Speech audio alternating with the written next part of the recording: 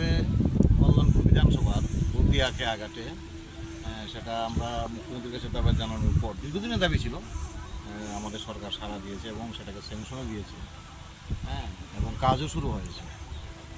যাই হোক, সেটা বিগত দিনে ফ্লাডেও অনেকটা সময় আমাদের ক্ষতি হয়েছে সেই ব্রিজটা করতে গিয়ে। তাই আমি আশা করছি আজকে চিফ ইঞ্জিনিয়ার, এসি সাহেব, ডিডি সাহেব সবাই এসেছে ভিজিট করার জন্য। সোমবারে একটা পাঁচের ডালাই হবে এবং বাকি কাজগুলো চলছে।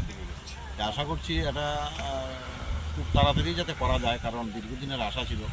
একটা সময় নিপেনবাবু মুখ্যমন্ত্রী ছিলেন, এলাকার মানুষ দাবি করেছিল, কিন্তু সেটাকে কর্ণপাত করা হয়নি। পরবর্তী সময় মনীন্দ্রবাবু ছিলেন কমিউনিস্টের বিধায়ক দুদুপাড়া, উনিও কর্ণপাত করেনি।